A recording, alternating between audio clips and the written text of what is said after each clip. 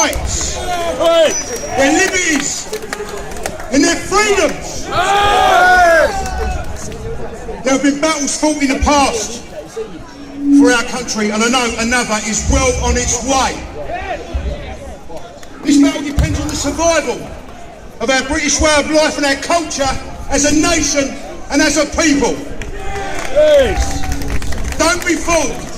This has been going on since 1973. The government has signed treaties over the supply of oil to give our land to the Muslims. Even as far back as then, they guaranteed massive Muslim immigration over oil. So as you can now see, this is much more serious than you people even can imagine. They make their filthy claims of liberty and righteousness, and all the while they look upon the face of the general public with loathing and disgust.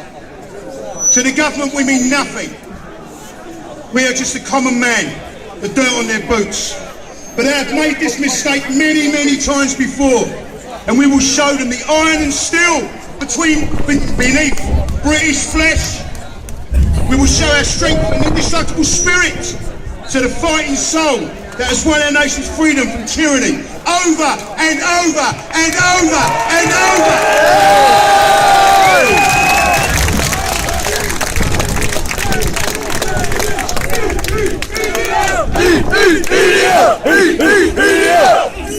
Let's just have a look at what's going on here.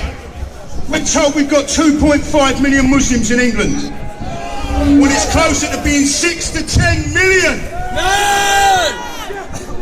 That's right, we're all being kept in the dark, and they're lying to us on a daily basis. The path towards a better tomorrow stretches out before us, towards a future in which the people of this country come together as one, towards a future where our civil liberties are given back to us, towards a future where the people of this country come first. But our journey together must cross a wilderness of hatred and bigotry, a landscape of lies seeded by the venom of our enemy. Our foe knows us, he fears us, but we must not underestimate him. They say freedom go to hell. I say more freedom!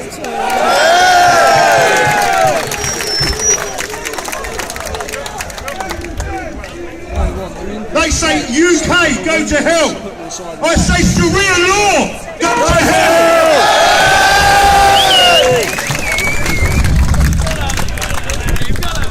History does not long entrust the care of freedom to the weak or the timid.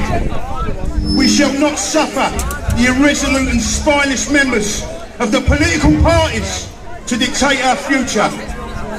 For years they have spread the lie of a multicultural society being beneficial.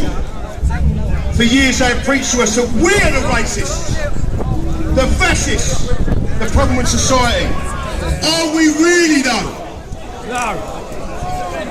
How can we be classed as racist if we speak out against a multiracial ideology?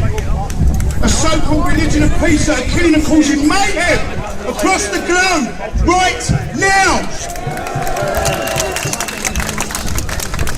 It's not racist to want to honour our forefathers who fought for our freedoms against a similar enemy.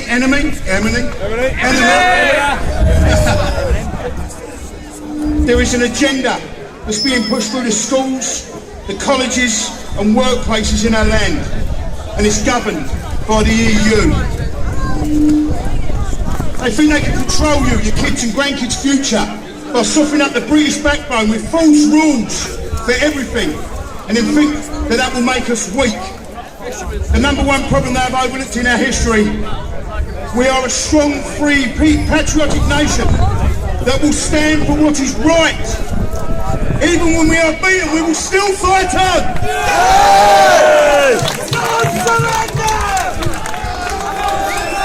No surrender.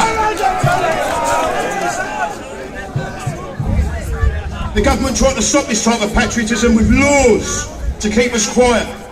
They keep it covered up and expect us to do what we are told. But things change. We know this, but we're taught what is right and what is wrong. When a minority can get what they want because the EU says we have to do it, then I say we need out to control our own land. In a government where they feel the need to change the treason laws so they won't get the rope themselves, what more can we expect? Tony Blair opened our borders to mass immigration, and now 10 years on we suffer. We suffer as constant promises are made. They say they'll increase the NHS funding, and all the while people go without treatment. They'll say their aid goes on benefits, yet people go without work. They say they will pull the homeless people off our streets and give them a home, yet nearly 1 million people go without housing. Immigration has killed our country. And they will tell you the exact opposite of what I'm telling you now. They will lie to us. But we can see through their lies. We can all see through their lies, and they are wrong. We watch and we wait, we listen to every lie they tell us. We know their tactics, and we are ready. Get ready! The problems we face as a nation are much deeper than you can imagine. Alongside the EU and our government stands another threat, the media. Someone once said that if you tell a lie long enough consistently, people will eventually believe it. This is the media and the government all over. They think we're ignorant and stupid. The media constantly reports on celebrity news and international affairs which have no meaning to us, constantly pushing an agenda, constantly pushing an opinion, seated firmly on the left, manipulating the views of the general public. Those of us lucky enough to be immune to their control cannot stand their lies. And it amazes me how they can get away with such treasonous crimes against us. The proof is right in front of us, as we saw last week with the arrest of Paul Weston for reciting one of Winston Churchill's churches in our country. One of the greatest prime ministers that ever lived. This surely is proof that now we have Sharia enforcers.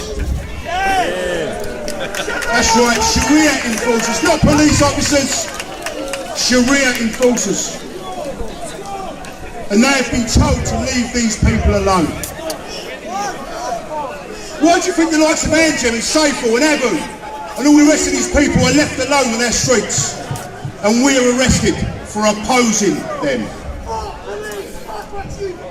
No arrests on that side at all. We are in fact already under Sharia law to some extent. We are being discriminated against over free student loans, interest-free mortgages, overdrafts, and we are refused the same. So who is discriminating against who here, exactly? Over 80% of all the meat in the UK is now halal. Where are the animal rights activists?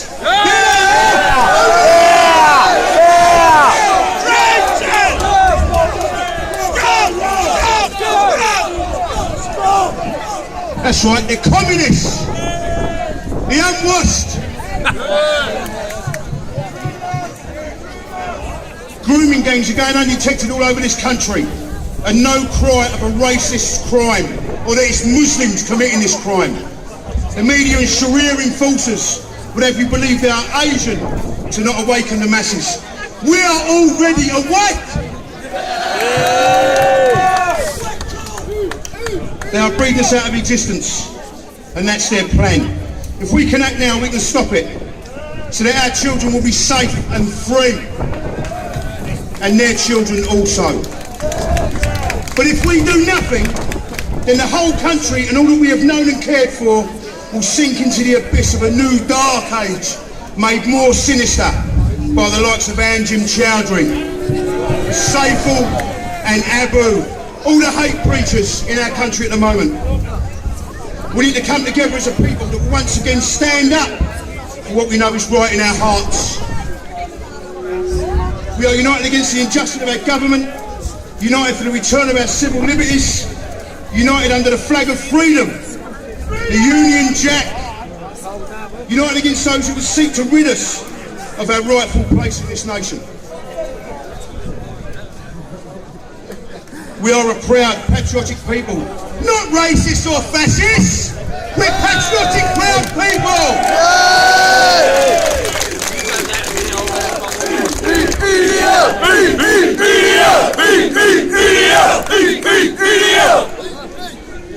We have men and women of all backgrounds and ages, united right here by the fear of losing the country we have fought so hard to preserve.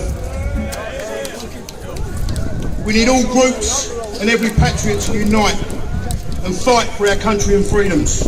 Without unity, we are fighting a losing battle.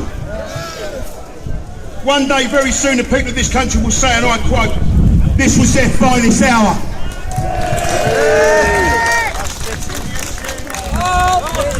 Now, in these times of desperation and despair, I ask you for your fighting spirit, your support, and your patriotism. Will you stand with us?